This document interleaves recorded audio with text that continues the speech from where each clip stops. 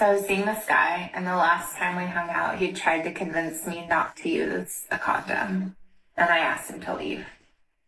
He later apologized, and we haven't talked in a while.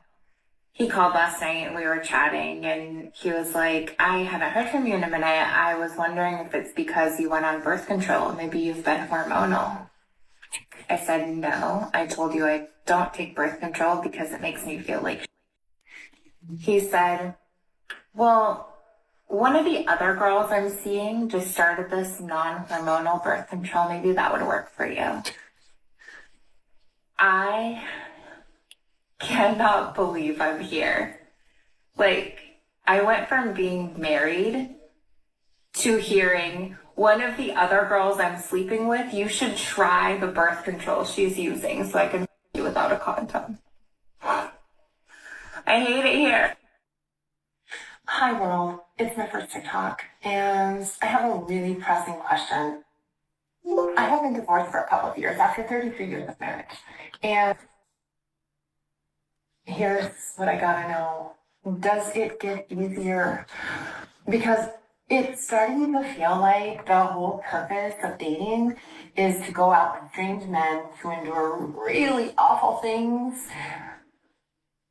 in order to come home and create crazy TikTok stories. I mean, somebody tell me there's more to this than that. If you have a good man, don't think you're going to find a better man somewhere else or leave him for a career. That's stupid as if you have a good man, stay with him and build with him and just be happy with what you have. Stop thinking there's something better. There isn't. There's not anything better out there. Stay with the good man. Because we get bored and we're like, oh, maybe I want to fuck with this athlete. They're gay anyway. Despite women having more rights and opportunities than ever before in the US, feminism has left a wake of misery. This is a problem for feminists who thought that if women were fully liberated, their lives would be much better. Is there a party responsible for this disparity? Do you mean feminism or patriarchy? Or am I missing anything here? My 2 cents.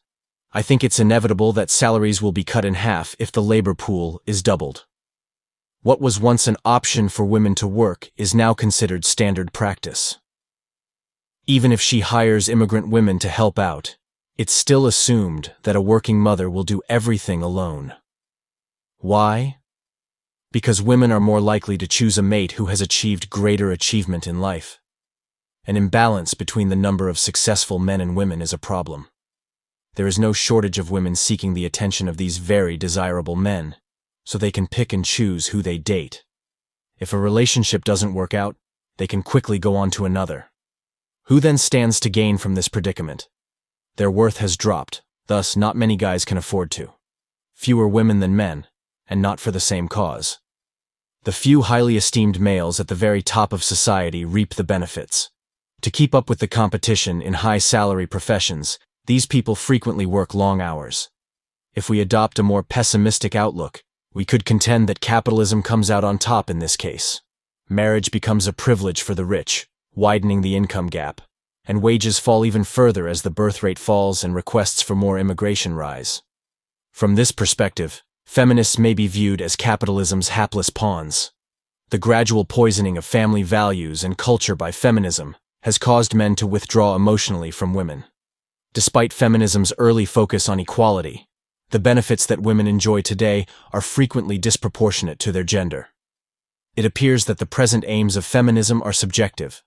Some of the recent accomplishments include normalizing unethical behavior among women, while promoting a strong sense of independence and bravery, demonizing men as helpless simps, encouraging a strong dislike of masculine characteristics, making up accusations without evidence. Many women use feminism as a weapon to destroy men's lives, griping over insignificant issues and constantly placing the blame on men. The dating environment and the modern woman's experience have been profoundly impacted by feminism. You look very nice today could get you in trouble with human resources, or perhaps on the verge of losing your job in today's society, where women may take offense at being held to the door. Nowadays, a lot of women get angry with guys and assault them when they feel insulted, whether it's true or not. it's critical to distinguish between feminists who fight for real equality and the radical liberal fanatics, sometimes called feminazis, who desecrate men and eat their flesh. Nowadays, women tend to think that the wealthiest men should treat them right, while ignoring the common man who may be just as nice and respectful, but doesn't make nearly as much money. There is a complex web of relationships between the sexes. Men have adjusted to the changing roles of women, even though this has not always been universally agreed upon.